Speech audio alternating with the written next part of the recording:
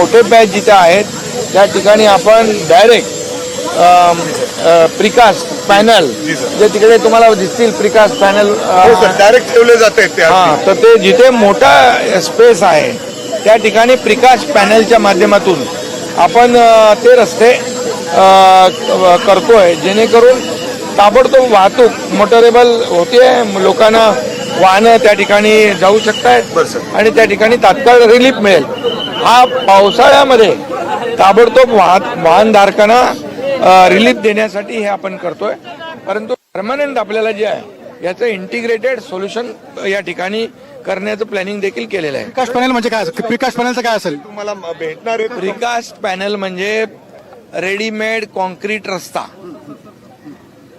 Readymade concrete जो road करतो आपण ना, कॉन्क्रीटचं एवढं झाड त्याचेच आपण प्रिकास्ट पॅनल बनवतो आणि ते प्रिकास्ट पॅनल जे आहेत ते आपण ती डायरेक्ट ट्रेलर मधून आणून या ठिकाणी अंतरल्यानंतर डायरेक्ट कॉन्क्रीटचा रस्ता तयार जसा होतो तसा तो रस्ता होतो. आता काही जे 200-300 पॅनल जे आहेत हे इथे आपण कंपनीच्या मालकांशी बोलणार आहात का? ते अजून देखील भूमिकेत आहेत की आम्ही जाऊ म्हणून. कंपनीच्या मालकांची माझं चर्चा झाली आहे, त्यांना यामधून थोडा दिलासा मिळेल. त्यांना यामध्ये लागेल जिथे ज्या मोठे पॅचेस आहेत इथे असे छोटे छोटे खड्डे नाहीत, मोठे आहेत, त्या ठिकाणी ते प्रिकास्ट पॅनल तिथे अंतरून रस्ता बनवता येतो. सर आपण गोवा मार्गावरती कशा प्रकारे काम केलं आणि या ठिकाणी कसं काम केलं? भूमिकेत आहेत की आम्ही जाऊ म्हणून. कंपनीच्या मालकांची माझं चर्चा झाली, उद्योग मंत्री बोललेले आहेत, त्यांना यामधून मोठा दिलासा मिळेल. त्यांना यामध्ये मोठ्या प्रमाणावर हा खड्ड्यांचा, कचऱ्याचा आणि विजेचा जो प्रॉब्लेम आहे हा सगळा दूर होईल. आणि ज्या एजन्सी ज्या आहेत याच्यामध्ये MIDC आहे, याच्यामध्ये PMRDA आहे, याच्यात PWD आहे, MSSIDC आहे, ही सगळी जी काय आपल्या संस्था आहेत त्यांचा एक नोडल ऑफिसर, एक अधिकारी म्हणून आपण जिल्हाधिकाऱ्यांना त्याची नेमणूक मुख्यमंत्र्यांनी केलेली आहे. तो GR देखील काढलेला आहे आणि त्यामुळे त्यांच्या अध्यक्षतेखाली हे संपूर्णपणे इथं ड्रेनेज नाही आहे, स्टॉर्म वॉटर ड्रेनेज नाही, इथे फुटपाथ नाही आहेत, इथं खालून रस्त्याच्या खालून पाणी जात आहे, रस्त्याच्या बाजूनी ड्रेनेज नाही आहे, फुटपाथ नाही आहे.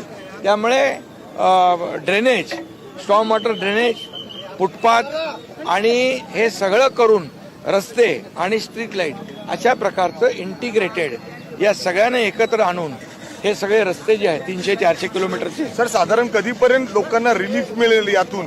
MIDC अरे बाबा हे आता तर रिलीफ द्यायचं काम चालू आहे आणि पुढचा जो प्रोग्राम आहे तोही जो कलेक्टरांनी आखलेला आहे आणि नक्की यामध्ये जे आहे आपण इमिजिएट रिलीफ जो आहे तो बघा तुम्हाला अर्ध्या तासामध्ये इथं वाहतूक चालू होईल. अगदी तुम्ही आल्यानंतर आता आपण बघतोय की ही टेक्नॉलॉजी जर पहिले वापरली असती तर ही वेळ आली नसती सरकार. अरे आता तरी वापरतोय ना, हा ठीक आहे ना. ठीक आहे. तुम्ही आता PMRDचे 3 रस्ते सुद्धा रखडले गेले आहेत.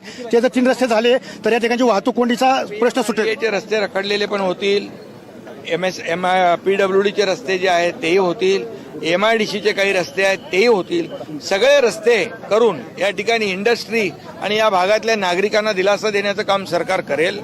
आणि त्यामुळे हे सगळे जे शॉर्ट टर्म, मिड टर्म आणि लॉंग टर्म अशा प्रकारचा हा कार्यक्रम आपण आखलेला आहे.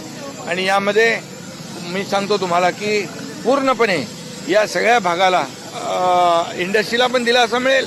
इथे उद्योजकांकडे परदेशातले लोक पण येत आहेत, त्यांना इमीडिएट सोल्यूशन क्या है उसको ये अभी जो पॉलीमर टेक्नो पैच है, M60 RNC है और प्रिकास्ट पैनल के माध्यम से ये सब कर रहे हैं. Short term, mid term, long term ये प्रोग्राम है और इसमें पूरी तरह MIDC चाकन में इंटीग्रेटेड सिस्टम से यहाँ पर स्टॉर्म वाटर ड्रेन भी होगा, या फुटपाथ भी होगा, या रोड भी होंगे और यहाँ स्ट्रीट लाइट भी होंगी, या पानी की व्यवस्था भी होगी, या बिजली के जो प्रॉब्लम है वो भी इंडस्ट्री के सॉल्व हो जाएंगे. ये सब जो प्रॉब्लम है वो सब गवर्नमेंट की तरफ से, MIDC की तरफ से वो हमारी जिला हो जाएगा. कलेक्टर को इसका ये कमेटी का अध्यक्ष बनाया. देखा जा रहा है कलेक्टर साहब भी आपके पीछे है, किस तरीके से कमेटी अभी काम करना शुरू कर चुकी है क्या? क्या काम देखो किसको दिखाओ? एक काम को दिखाओ ना आप, दिखाया है काम को? कैसे तरह से काम चालू होता है? कितने दिन का आपने आप क्यों आश्वासन पूछ दिया रहे है? हैं? ये बताओ कैसे तरह से काम चालू सर कितने दिन का आपने आश्वासन दिया है? एक महीने में सर रास्ते सुधारे जाएंगे, इसके बारे में आप क्या बोलेंगे? इथे ट्रॅफिक कमी असते, इथे इंडस्ट्री बंद असते ना MIDC. त्यामुळे MIDC बंद असते म्हणून रविवारी लोकांना त्रास द्यायचा ना. म्हणून लोकांना जे आहे त्रास होऊ नये वाहतूक कोंडीचा म्हणून हे रविवारचं काम घेतलं. तुझी पाहणी रविवारची काय असणार त्यांचा आरोप रविवारी इथे ट्रॅफिक कमी असते, इथे इंडस्ट्री बंद असते ना MIDC. त्यामुळे MIDC बंद असते म्हणून रविवारी लोकांना त्रास द्यायचा आहे का? म्हणजे म्हणून लोकांना जे आहे त्रास होऊ नये वाहतूक कोंडीचा म्हणून हे रविवारचं काम घेतलंय. इथं MIDC पाहणी रविवारची काय असते असं त्यांचा आरोप कोणाचा? विरोधकांचा आरोप अरे जाऊ दे बाबा, विरोधकांना सांगतो तुम्ही पण या, इथे मदत करा लोकांना. जल्दी प्रॉब्लम सॉल्व किया जाएगा. लगभग आपके हिसाब से कितने महीने लग जाएंगे ये पूरे रास्ते जो है ठीक ठाक होने में? देखिए अभी तो ये जो गड्ढे हैं वो गड्ढे तो हम तुरंत कर रहे हैं फटाफट.